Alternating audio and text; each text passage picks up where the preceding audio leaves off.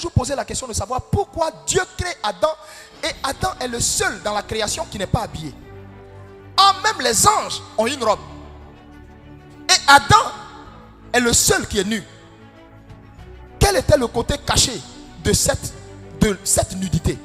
Vous savez, la nudité représente l'intimité. Pour voir la nudité d'une femme, il faut avoir une intimité avec elle. En un mot, on doit te dévêtir. Pour que toi, tu laisses quelqu'un, un homme, voir ta nudité, ça veut dire que tu l'aimes. Donc je veux dire, le fait que Adam ait été créé nu, Dieu était en train de dire à toute la création, celui qui est là, c'est ma part. Celui qui est là, c'est mon héritage. Je suis le seul qui suis censé le voir nu. Je suis le seul qui suis censé avoir accès à sa nudité, à son intimité. Et personne d'autre. Je suis le seul qui suis censé partager sa sensibilité, ses secrets, les choses profondes. Parce que quiconque parle de nudité parle de profondeur.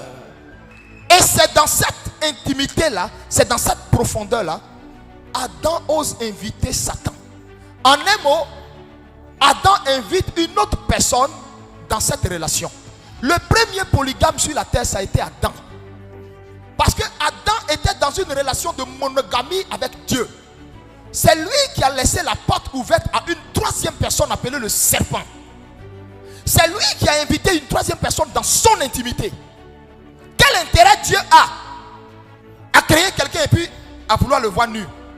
Il y avait un message dans cette nudité apparente là. C'était une relation d'amour, un mariage, pour dire que Dieu voulait être le seul à avoir accès à cette intimité.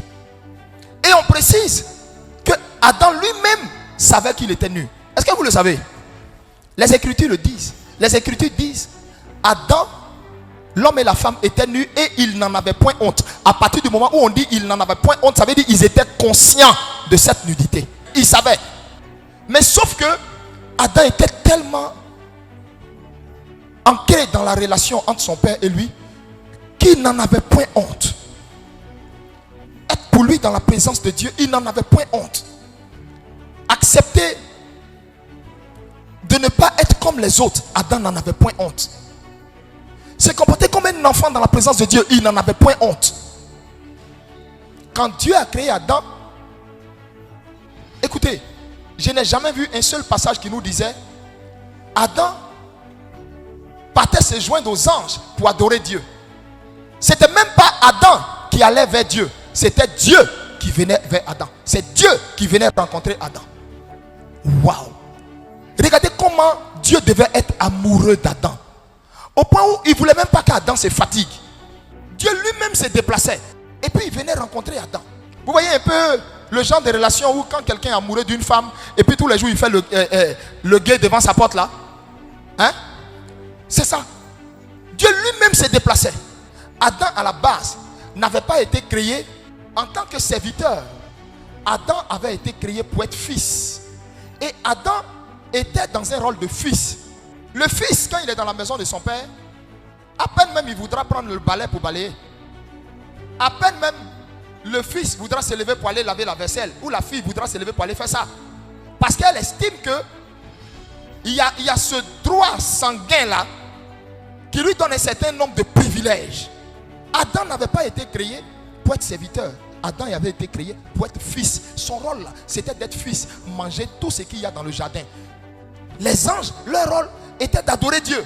Adam, lui, son rôle était de se promener dans le paradis de son père.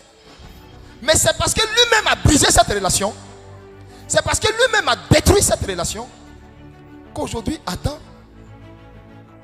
a quitté sa position de fils pour se retrouver dans une position de serviteur dans la propre maison de son père.